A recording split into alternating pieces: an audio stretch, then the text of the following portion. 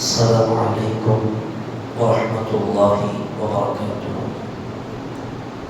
بسم الله العظيم القدرة والشان، شديد البطش والبرهان، حافظ الدين والقرآن.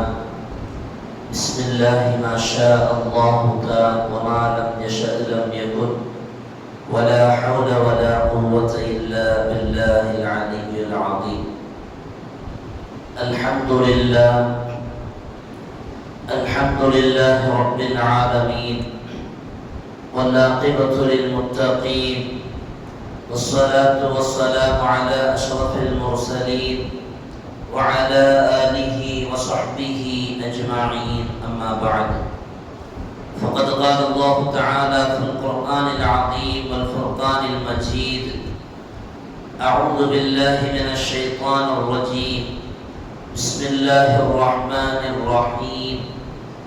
وقل رب أدخلني مدخل صدق وأخرجني مخرج صدق واجعلني من لدنك سلطانا نصيرا.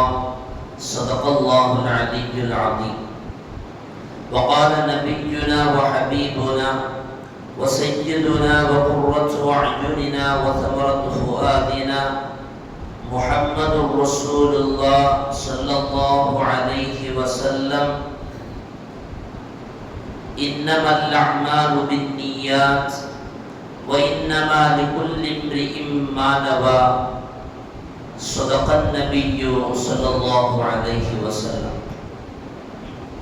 எல்லா புகழும் புகழ்ச்சியும் ஏக இறைவனாகிய அல்லாஹ் ஒருவனுக்கே உரித்தாவுக.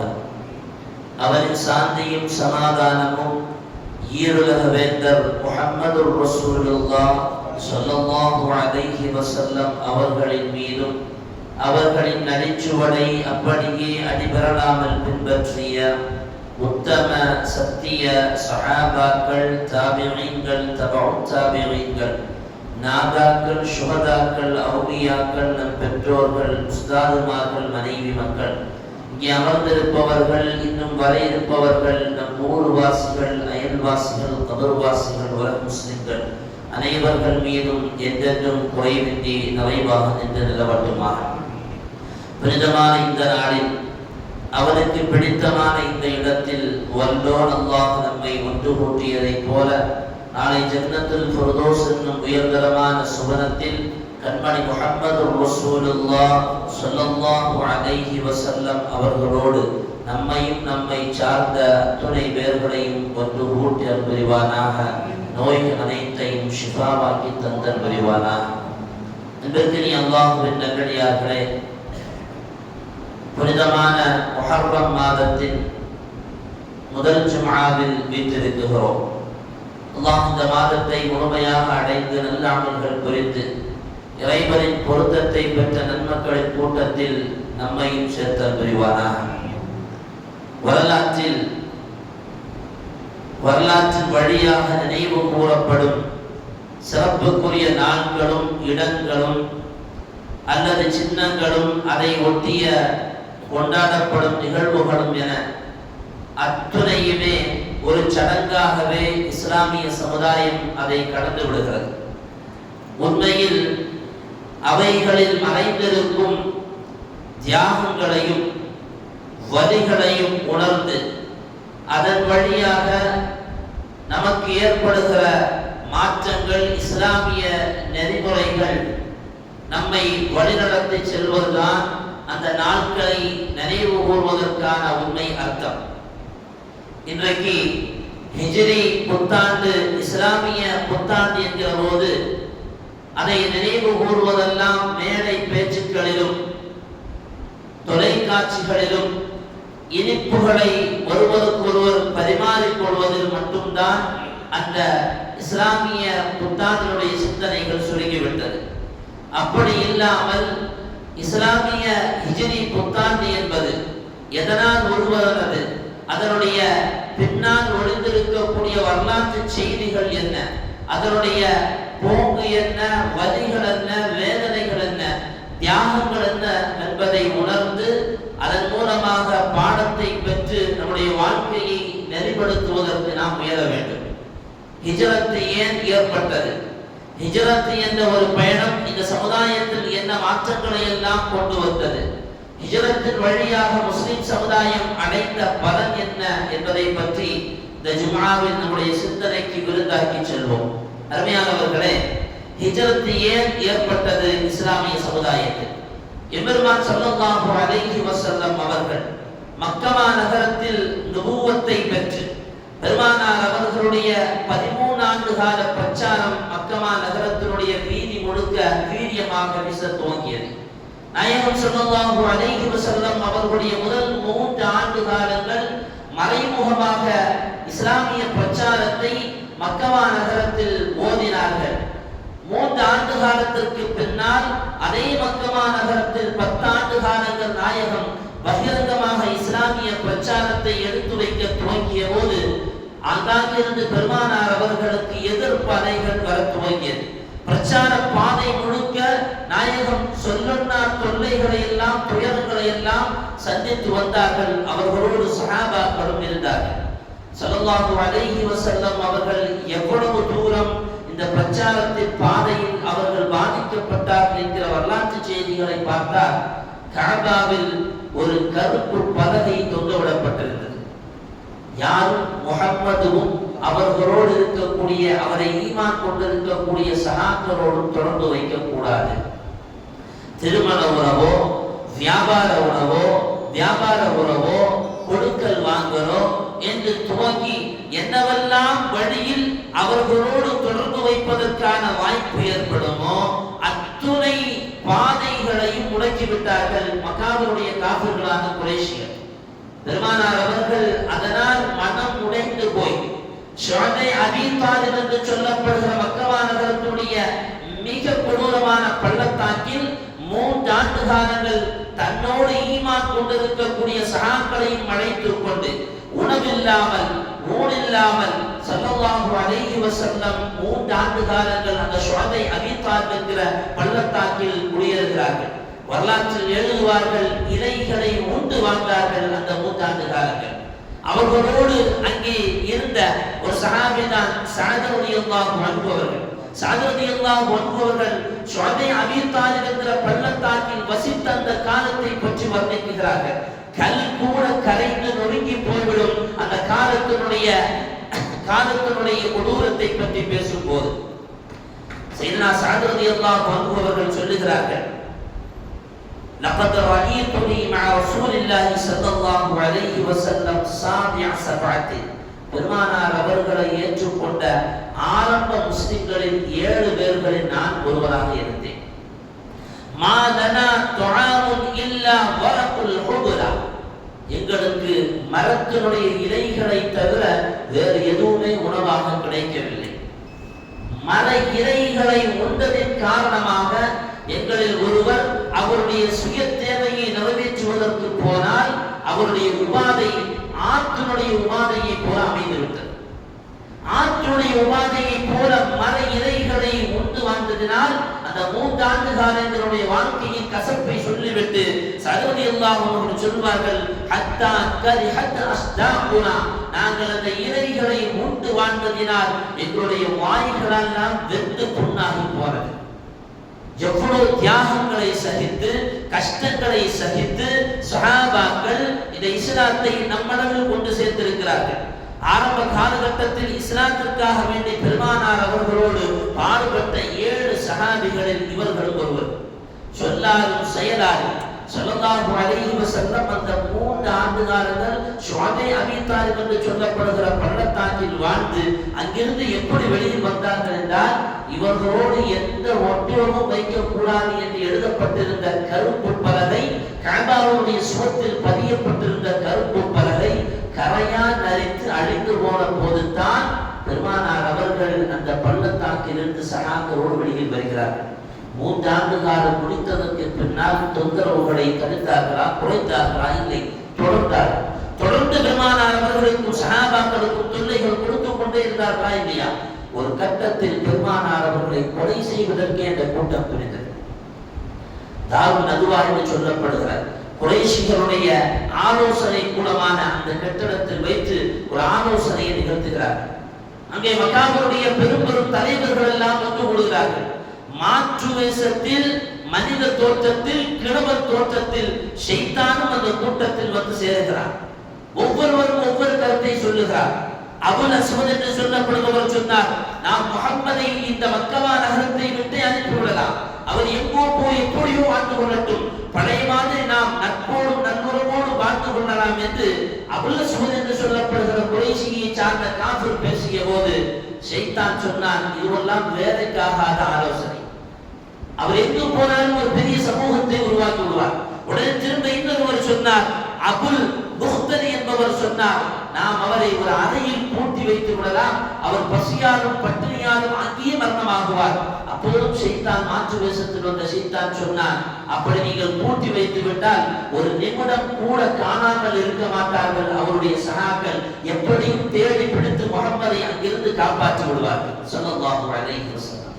உடனே அபுல் ஹிக்கம் என்று தன் ஞானத்தின் தந்தை என்று பேசப்பட்ட அபூ ஜஹல் எழுந்து நின்றார். நான் ஒரு ஆலோசனை சொல்லுகிறேன். நம்முடைய கோத்திரத்தை சார்ந்த மக்கா நகரத்தில் நமக்கு சார்பாக இருக்கக்கூடிய கோத்திரத்தில் நல்ல திடுக்கான நல்ல திடமான வாலிபர்கள் அத்துணை பேர்களை கொண்டு சேர்த்து கூர்மையான வாழ்க்கையை அவர் கருத்தில் கொடுத்து அவர்கள் மொத்தமாக முஹம்மதுவின் நேரே அவர்கள் பாயட்டும், அவரை தாக்கட்டும், அவர் மரணமாகட்டும், யாரையும் அவர்கள் குற்றம் பிடிக்க முடியாது, குற்ற பரிகாரமாக நாம் காசுகளை கொடுத்து நாம் விலகிவிடலாம் என்று ஆலோசனை சொன்ன போது ஷைத்தான் சொன்னானாம், சபாஷ், சரியான பதில், சரியான ஆலோசனை என்ற போது இந்த சதி ஆலோசனை முடிந்ததற்கு பின்னால் பெருமானார் ஸல்லல்லாஹு அலைஹி வஸல்லம் அவர்களுக்கு அல்லாஹ் தூதுவை அனுப்புகிறான்.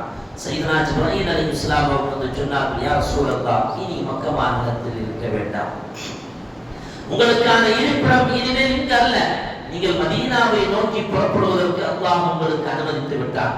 ஆயத்து இறங்கியது, வகுல் ரப்பி அத்கில்னி முத்கல சித்கின் வஅக்ரிஜ்னி முஹ்ரஜ சித்கின் வஜஅல்னி மின் லதுன்க சுல்தானன் நஸீரா. அல்லாஹ் பெருமானார் அவர்களை பார்த்து சொன்னான், குல், நபியே சொல்லுங்கள், ரப்பி அக்ரிஜ்னி முத்கல சித்கின், யா அல்லாஹ், என்னை மதீனாவுக்கு இடம்பெயர்வதற்கு நீ நாடிவிட்டால் என்னை நல்லபடியாக அங்கே இடம்பெயரச் செய்வாயாக. வஅக்ரிஜ்னி முஹ்ரஜ சித்கின், நான் பிறந்து வளர்ந்த இந்த மக்கா நகரத்தை விட்டும் என்னை வெளியேற்றுவதற்கு நீ நாடியிருந்தால் என்னை நல்முறையில் இங்கிருந்து நீ வெளியேற்றுவாயாக. வஜஅல்னி மின் லதுன்க சுல்தானன் நஸீரா, உன் புறத்திலிருந்து பெரும் வெற்றியான ஒரு உதவியையும் எனக்கு நீ தந்தருவாயாக என்கிற துஆ முழக்கத்தோடு என் பெருமானார் அவர்கள் மதீனாவை நோக்கி கடக்கிறார்கள். அருமையான சகோதரர்களே, ஸல்லல்லாஹு அலைஹி வஸல்லம் காசு பணத்திற்காகவோ நல்ல சுகபோகமான வாழ்க்கைக்காக வேண்டியோ எம்பெருமான் மதீனாவுக்கு செல்லவில்லை. பிறந்த பூமியை பிரிவதற்கு மனம் இல்லாமல் கலக்கிய உள்ளத்தோடு கண்ணீரோடு எம்பெருமான் மதீனாவை நோக்கி பயணித்தார்கள். ஸல்லல்லாஹு அலைஹி வஸல்லம் அவர்கள் ஏன் மக்கா நகரத்தை விட்டு துரத்தப்பட்டார்கள்? ஏன் இவ்வளவு கஷ்டங்கள் கொடுக்கப்பட்டார்கள்? காலம் காலமாக மக்கா நகரத்தில் வாழ்ந்த காஃபிர்களான குறைஷிகள் தங்களுடைய ஆணவ கலாச்சாரத்தை, தாங்கள் வைத்திருந்த அடக்குமுறைகளை, தாங்கள் கொண்டிருந்த கொள்கைகளை, முரணான அல்லாஹ்வுக்கு மாற்றமான செயல்களுக்கு எல்லாம் பெருமானார் அவர்களுடைய வருகை மிகப்பெரிய சவாலாகவும் மிகப்பெரிய கேள்வியாகவும் இருந்தது. எனவே அவர்களுடைய போக்கிற்கு அவர்களால் பயணிக்க முடியாத போது ஸல்லல்லாஹு அலைஹி வஸல்லம் அவர்கள் அதற்கு ஒரு பெரிய முட்டுக்கட்டையாக இருக்கிறார்கள் என்கிற போது நாயகத்தை தடுப்பதற்கும் கொலை செய்வதற்கும் முயன்றார்கள். அல்லாஹ் இதற்கு பின்னால் இவர்களால் ஒரு பெரிய சாம்ராஜ்யம் உருவாக வேண்டும் என்பதற்காக வேண்டி ஸல்லல்லாஹு அலைஹி வஸல்லம் அவர்களை அங்கிருந்து இடப்பெயர்ச்சி செய்தார். வரலாற்றில் ஒரு நிகழ்வை பார்க்க முடியும். சஹாபாக்கள் இந்த இஸ்லாத்திற்காக வேண்டி எவ்வளவு தியாகம் செய்திருக்கிறார்கள் என்பது. கபாப் ரலியல்லாஹு அன்ஹு என்று சொல்லப்படுகிற சஹாபி மக்கா நகரத்தில் வாளை நேர்த்தியாக உருவாக்குகிற நிபுணத்துவம் படைத்த சையதுனா கபாப் ரலியல்லாஹு அன்ஹு அவர்கள் இஸ்லாத்தை ஏற்றுக்கொள்கிறார். இஸ்லாத்தை ஏற்றுக்கொண்ட மாத்திரத்தில் அவர்களுடைய எஜமானியான உம்மு அன்மாருல் ஹுஸாஇய்யா, ஹுஸாஇ என்கிற கோத்திரத்தை சார்ந்த உம்மு அன்மார் என்று சொல்லப்படுகிற கொடூரமான அந்த எஜமானிய பெண் கபாப் ரலியல்லாஹு அன்ஹு அவர்களை அழைத்து சொல்வார், நீ கொண்டிருக்கிற இஸ்லாத்தின் கொள்கையை விட வேண்டும். முடியாது என்கிறார். ஈமானின் உரத்த குரல் சொன்னால், இல்லை, நான் பின்வாங்க மாட்டேன். என்ன செய்தார் தெரியுமா அந்த பெண்மணி? தன்னுடைய அடியாட்களை வைத்து கபாப் ரலியல்லாஹு அன்ஹு அவர்கள் இழுத்து கொண்டு வரப்பட்டு அவர்கள் வாள்களை தயாரிப்பதற்காக வைத்திருந்த நெருப்பு கட்டைகளை எடுத்து அதை பூமியில் பரத்தி கொந்தளித்துக் கொண்டிருக்கக்கூடிய கொழுந்து விட்டு எரிந்து கொண்டிருக்கக்கூடிய அந்த நெருப்பு கட்டைகளில் கபாப் ரலியல்லாஹு அன்ஹு அவர்களை படுக்க வைக்கிறார். படுக்க வைத்து விட்டு அதில் ஒரு அடியாளில் ஒருத்தர் அவர் எழுந்து விடக்கூடாது என்பதற்காக வேண்டி அவருடைய நெஞ்சின் மீது கனமாக காலை கொடுத்து அவர்களை அழுத்தமாக பிடித்திருந்தார். கபாப் ரலியல்லாஹு அன்ஹு அவர்களுடைய உடலில் இருந்து அப்படியே கொழுப்புகளை போல சதைகள் வடிந்து அவர்களை படுக்க வைத்திருந்த அந்த நெருப்பு கட்டிகள் அணைந்தது என்கிறது வரலாற்று செய்தி. சையதுனா உமர் ரலியல்லாஹு அன்ஹு அவருடைய காலகட்டத்தில் இந்த கபாப் ரலியல்லாஹு அன்ஹு சஹாபியை பக்கத்தில் அழைத்து சையதுனா உமர் ரலியல்லாஹு அன்ஹு கேட்பார்கள், இஸ்லாத்தினுடைய ஆரம்ப காலத்தில் நீங்கள் இஸ்லாத்தை ஏற்றுக்கொண்டவர்கள், ஹத்திஸினி பிமா லகீத மினல் முஷ்ரிகீன், முஷ்ரிகீன்கள் உங்களை என்ன செய்தார்கள் என்கிற தகவலை எனக்கு சொல்லித்தார்கள் என்ற போது கபாப் ரலியல்லாஹு அன்ஹு அவர்கள் உமர் ரலியல்லாஹு அன்ஹுவை பார்த்து சொல்றார், யா அமீரல் முஃமினீன் உன்துரு இலா வஹரி, என் முதுக பாருங்க. மல்லாங்க படுக்க வைத்திருந்த கபாப் ரலியல்லாஹு அன்ஹு அவர்கள் அவருடைய முதுகை காமிக்கிறார்கள். அவருடைய ஆடையை விளக்குகிறார்கள். சையதுனா உமர் ரலியல்லாஹு அன்ஹு அவர்கள் பேசிய வார்த்தை, மா ரஅய்து கல் யௌமி கத், இது போன்ற ஒரு நாட்கள் என் வாழ்நாளில் கடந்ததே இல்லை.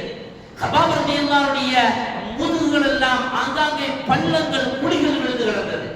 வெள்ள வெளியில அவருடைய முதுகுகள் காட்சி தந்திருந்தது. கபாப் ரலியல்லாஹு சொல்லுவார்கள், என்னை நெருப்பில் படுக்க வைத்திருந்தார்கள், என் முதுகில் உள்ள சதைகள் எல்லாம் சின்னாபின்னமாகிவிட்டது. அருமையான சகோதரர்களை, அவ்வளோ தியாகங்களை இரத்த துளிகளை பாலமாக ஆக்கித்தான் இன்றைக்கு இஸ்லாம் என்கிற பாலத்தின் மீது நாம் இன்புற்று பயணிக்கிறோம் என்று சொன்னால், அன்றைக்கு வாழ்ந்த சஹாபாக்கள் தங்களுடைய இரத்தத்தை பாலமாக ஆக்கி தந்ததன் வழிதான். அந்த சஹாபாக்களுடைய வழியாகத்தான் இந்த ஹிஜ்ரத்தை நாம் பார்க்க வேண்டும்.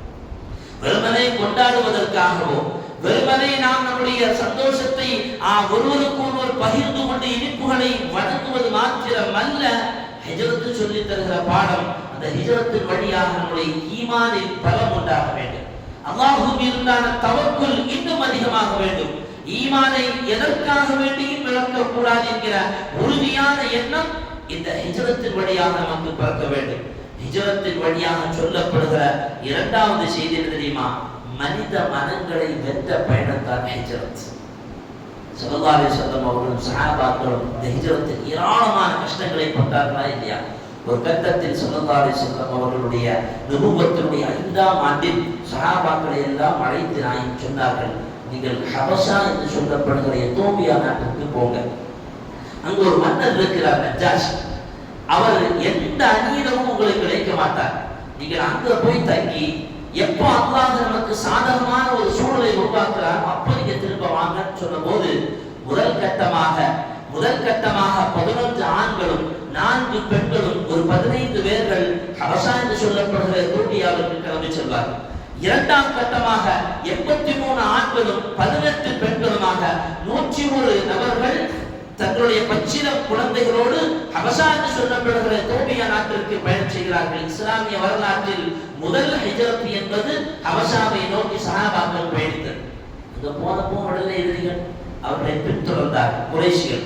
இவர்கள் ஹபஷாவுக்கு சென்றிருக்கிறார்கள் என்பதற்காக வேண்டி பிற்காலத்தில் இஸ்லாத்திற்கு வந்த அபூ ஆஸ் ரலியல்லாஹு அன்ஹு அவர்களை இப்னு வலீத் என்று சொல்லப்படுகிற நபரையும் அழைத்து இருவர்களும் அங்கே ஹபஷாவுக்கு சென்று நஜ்ஜாஷி மன்னரை சந்தித்து இவர்களை பற்றி அவதூறுகளை அங்கேயும் கட்டவிழ்த்து விட்டார்கள். கடைசியில் நஜ்ஜாஷி என்ன பண்ணார் தெரியுமா? அந்த சஹாபாக்களை எல்லாம் அழைத்து கேட்பார், நீங்கள் யார் என்பதா. பொதுவாக அன்றைக்கு மன்னரை நோக்கி வந்தால் தலை குளித்து அவரை தலை வணங்கி வர வேண்டும். வந்த ஜாஃபர் இப்னு அபீ தாலிப் ரலியல்லாஹு அன்ஹுடைய தலைமையிலான அந்த சஹாபாக்கள் கூட்டம் யாருமே தலை வணங்காம நஜ்ஜாஷியை பார்க்க வர்றாங்க. நஜ்ஜாஷிக்கு ஆச்சரியமா அவருடைய செயல்முறைகள் எல்லாம். அவர் கேட்பார், நீங்க யார்? நீங்க ஏன் மன்னருக்கு செய்ய வேண்டிய அந்த மரியாதையை செய்யவில்லை? ஜாஃபர் இப்னு அபீ தாலிப் ரலியல்லாஹு அன்ஹு அவர்கள் பேசத் துவங்கினார். ஐயுஹல் மலிக், அரசரே, குன்னா கௌமன் அஹ்ல ஜாஹிலிய்யா, நாங்கள் மடையர்களாக இருந்தோம்.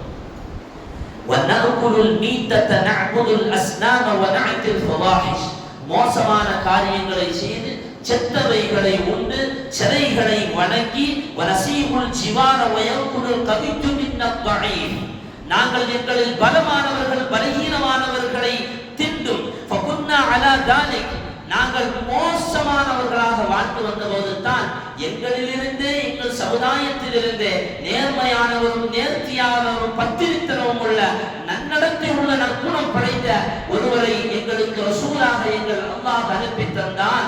அவர் வந்து சொன்ன செய்தி என்ன தெரியுமா?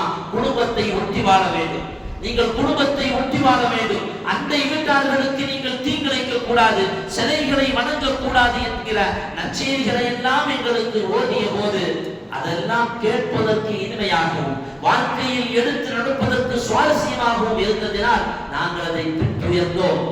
ஆனால் எங்களில் ஒரு கூட்டமே எங்களை அழிக்க நினைக்கிறது. அவரை பின்பற்றுவதற்கு காரணமாக அவர்கள் வைத்திருக்கக்கூடிய கொள்கை கோட்பாடு கலாச்சாரம் எல்லாம் அழிந்து போவதனால் எங்களில் உள்ள கூட்டமே எங்களை அழிக்க துவங்கியதனால் தான் நாங்கள் அவையை தேடி ஹபஷாவிற்கு வந்திருக்கிறோம். அந்த கூட்டம் எங்களை பின்துயர்ந்து அவர்களும் ஹபஷாவில் அழிக்க வந்திருக்கிறார்கள் என்கிற போது நஜ்ஜாஷி மன்னர் கேட்பார், உங்களுடைய முஹம்மது என்னவெல்லாம் கொண்டு வந்திருக்கிறார்? அப்போதுதான் சூரத்துல் மரியம் உள்ள சில செய்தியை ஓத ஆரம்பித்தார். மன்னர் நஜ்ஜாஷி கிறிஸ்துவ பரம்பரை சார்ந்தவர். சையதுனா ஜாஃபர் இப்னு அபீ தாலிப் ரலியல்லாஹு அன்ஹு அவர்கள் மரியம் சூராவின் ஆயத்துகளை ஓத மன்னர் நஜ்ஜாஷி அவருடைய கண்ணீர் அப்படியே வடிகிறது, தாடிகள் நனைகிறது. ஓதி முடித்ததற்கு பின்னால் அபூ ஜாஃபர் இப்னு அபீ தாலிப் ரலியல்லாஹு அன்ஹு அவர்களை அங்கே மக்காவிலிருந்து வந்த அந்த எதிரி படையிலிருந்து வந்த 2 பேர்களையும் பார்த்து சொல்லுவார், நீங்கள் 2 பேரும் இன்தலிகா திரும்ப போகலாம், ஒருபோது நான் இவர்களை அனுப்ப மாட்டேன், இவர்கள் எங்கள் நாட்டை சார்ந்தவர்கள், ஏதோ நானும் இஸ்லாத்தை ஏற்றுக்கொண்டேன் என்கிற போது சையதுனா ஜாஃபர் இப்னு அபீ தாலிப் ரலியல்லாஹு அன்ஹு அவருடைய கரத்தை பிடித்து கிறிஸ்துவ பாதிரியார்களும் அன்றைக்கு அவர்களுடைய நடத்தையையும் அவர்களுடைய பண்புகளையும் பார்த்து இஸ்லாத்திற்கு வந்தார்கள் என்றால் ஹிஜ்ரத் வெறும் பயணம் அல்ல, மனித மனங்களை வென்ற பயணம். இன்றைக்கு வரலாற்றில் மனித மனங்களை வென்று பாதையில் பயணிக்கக்கூடிய மார்க்கம் இஸ்லாம் மார்க்கம். லண்டனை சார்ந்த ஒரு யூடியூபர் ஜே பால்ஃபர் என்று சொல்லப்படுகிறவர், அவருடைய யூடியூபுடைய பெயரே ஜே பால்ஃபர். நீங்க வேணா போய் சர்ச் பண்ணி பார்க்கலாம். இந்த லண்டனை சார்ந்த இந்த யூடியூபர் இஸ்லாத்திற்கு வருகிறார் 2020 ஆகஸ்டில். இவர் இஸ்லாத்திற்கு வந்த காரணத்தை பற்றி எழுதுகிற போது, நான் வாழ்ந்த லண்டன் பகுதியில் முஸ்லிம்கள் வாழ்கிற பகுதிக்கு போனேன், அவர்களுடைய கலாச்சாரம், அவருடைய பழக்க வழக்கம், அவருடைய குடும்ப கட்டுப்பாடுகள், அவர்கள் ஒருவருக்கு ஒருவர் பரிமாறிக் கொள்கிற அந்த அன்பு, ஒருவர் வந்தால் அவரை விருந்தாளியை உபசரிக்குகிற அந்த முறை, இதுவெல்லாம் என்னை வியக்க வைத்தது. சுருக்கமாக அவர்களுடைய நன்னடத்தையினால் நான் இஸ்லாத்தை ஏற்றுக்கொண்டேன் என்கிறார் லண்டனை சார்ந்த அந்த யூடியூபர். அதையாவது யூடியூபர் மாத்திரமல்ல, பத்திரிகையாளர் என்றல்ல, டாக்டர் என்று அல்ல, அடுக்கிக் கொண்டே போகலாம் இஸ்லாத்தினுடைய பண்புகளினால் இஸ்லாத்தை நோக்கி விரைந்த படைகளை பற்றி. அப்போ ஹிஜ்ரத் வெறும் பயணம் மாத்திரமல்ல, மனித மனங்களை வென்று பயணித்த பயணம். ஹிஜ்ரத்தின் வழியாக பெறுகிற 3வது செய்தி என்ன தெரியுமா? ஹிஜ்ரத் ஏற்படுத்திய மாபெரும் புரட்சி. ஸல்லல்லாஹு அலைஹி வஸல்லம் அவர்களும் சஹாபாக்களும் மக்கா நகரத்தில் வாழ்ந்த அந்த காலத்தில் பட்ட கஷ்டங்கள், பட்ட துயரங்கள் எல்லாம் ஒரு கட்டத்தில் அவர்களை உயரங்களில் கொண்டு சென்றனர். பெருமானார் அவர்களும் சஹாபாக்களும் மதீனாவை நோக்கி பயணிக்கிறார்கள். மதீனாவை நோக்கி பயணித்தவர்கள் என்ன பிரயோஜனம் ஏற்பட்டது? அதுவரையிலையும் பதுங்கி பதுங்கி இஸ்லாத்துடைய தகவல்களை பரப்பி வந்த சஹாபாக்களும் பெருமானார் அவர்களும் மதீனாவுக்கு வந்ததற்கு பின்னால் அவருடைய பிரச்சார பாதையை விரிவாக்க துவங்கினார்கள். நகரங்கள், கிராமங்கள், நகரங்கள், நாடுகள் என்று அரபுலக மண்ணை கடந்து பெருமானார் அவர்களுடைய பிரச்சாரம் ஓங்கி ஒலிக்க துவங்கிய போது சையதுனா உமர் ரலியல்லாஹு அன்ஹு அவருடைய ஆட்சி காலத்திலேயே ஒரு பிரம்மாண்டமான நிலப்பரப்பை இஸ்லாம் ஆட்சி செய்ய துவங்கியது. ஸல்லல்லாஹு அலைஹி வஸல்லம் அவர்களுடைய இந்த பயணத்தின் வழியாக மாபெரும் இஸ்லாமிய சாம்ராஜ்யத்தை அன்றைக்குத்தான் இந்த புவியில் அல்லாஹ் ஏற்படுத்துவதற்கான வாய்ப்பை இந்த ஹிஜ்ரத்தின் வழியாக கொடுத்திருக்கிறார். அப்போ ஹிஜ்ரத் என்று சொல்வது எதை நாடி என்ன எண்ணத்தோடு நாம் பயணிக்கிறோமோ அந்த நாட்டமும் அந்த நோக்கமும் நிறைவேறும் என்பதுதான் இந்த ஹிஜ்ரத் சொல்லுகிற கடைசி செய்தி. நாம செய்ய வேண்டிய ஹிஜ்ரத் என்ன? நாம் ஒருபோதும் ஒரு நாட்டை விட்டு ஒரு நாட்டிற்கு செல்வதாக இருந்தால் நாம் இஸ்லாமிய எதிரிகளுடைய நாட்டில் வாழ்ந்திருக்க வேண்டும். நமக்கு இங்கே பாதுகாப்பு இல்லாமல் இருந்தால் பாதுகாப்பான இஸ்லாமிய நாட்டிற்கு செல்ல வேண்டும். அப்படி எந்த ஒரு கட்டமும் நமக்கு இல்லை. அப்படியானால் நாம் செய்ய வேண்டிய ஹிஜ்ரத் என்பது ஹராமிலிருந்து ஹலாலை நோக்கி பயணிக்க வேண்டும். ஹராமிலிருந்து ஹலாலை நோக்கி நாம் பயணிக்க வேண்டும். பாவமான காரியங்களை விட்டு தௌபாவின் பக்கம் பயணிக்க வேண்டும். தீமையான காரியங்களை விட்டு நன்மையின் பக்கம் பயணிக்க வேண்டும். இதுதான் இன்றைக்கு வாழுகிற நமக்கான ஹிஜ்ரத். ஸல்லல்லாஹு அலைஹி வஸல்லம் அவர்கள் சொல்வார்கள், அல் முஹாஜிரு மன் ஹஜர மா நஹல்லாஹு அன்ஹு. ஹிஜ்ரத் என்பது, உண்மையான ஹிஜ்ரத் என்பது எதையெல்லாம் அல்லாஹ் விலக்கினானோ அதையெல்லாம் தவிர்த்து வாழ்வதுதான் உண்மையான ஹிஜ்ரத்.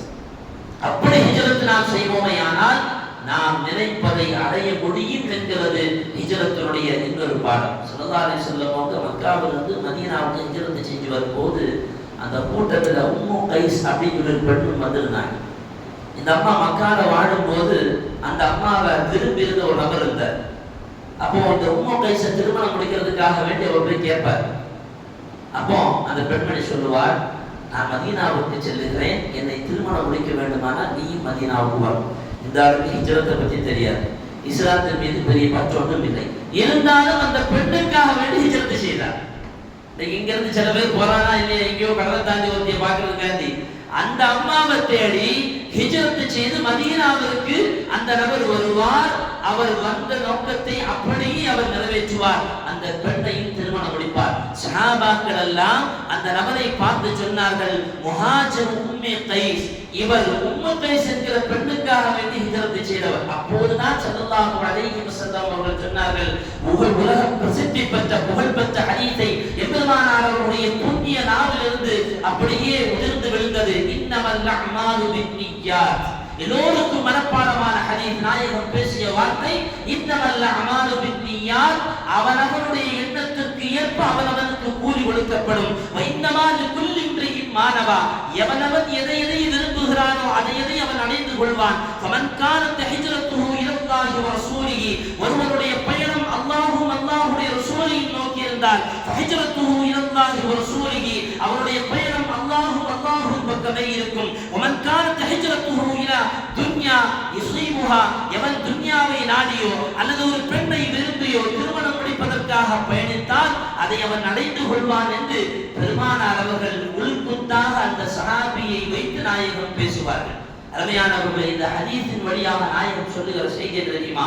உங்களுடைய ஹிஜ்ரத் அது பயணம் மாத்திரமல்ல, அது வெறுமனே நம்முடைய கால்நடையால் கடந்து செல்கிற பயணம் மாத்திரமல்ல, உள்ளத்தால் நாம் உருகி அல்லாஹ்விடத்தில் நம்முடைய பாவத்திலிருந்தும் மீண்டு பயணிக்கிற ஒரு பயணமும் தான் இந்த ஹிஜ்ரத். அந்த ஹிஜ்ரத்தை நாம் கொள்ள வேண்டும். நம்முடைய பாவங்களிலிருந்து விலகி வாழ வேண்டும். நன்மையின் பக்கம் பயணிக்க வேண்டும். தௌபாவின் பக்கம் திரும்ப வேண்டும். அல்லாஹ்வுடைய பொருத்தத்தை நாடி வாழ்வதற்காக வேண்டி நாம் முயல வேண்டும். அப்படி ஒரு ஹிஜ்ரத் செய்வோமே ஆனால் அந்த ஹிஜ்ரத்தை கண்டிப்பாக நாம் அடைவோம் என்பதுதான் இந்த ஹிஜ்ரத்தின் வழியாக ஸல்லல்லாஹு அலைஹி வஸல்லம் அவர்கள் நமக்கு கற்றுத் தருகிற பாடம். எல்லாம் அல்லாஹ் சுப்ஹானஹு வ தஆலா நம்முடைய பாவங்களை எல்லாம் மன்னித்து பரிசுத்தமானவர்களாக வாழ்ந்து ஹிஜ்ரத்தினுடைய அந்த உன்னத விளக்கங்களை பெற்று பாடங்களை படித்து வாழ்வதற்கு அல்லாஹ் தௌஃபீக் செய்தல் புரிவானாக. வ ஆகிரு தஅவானா அல்ஹம்துலில்லாஹ்.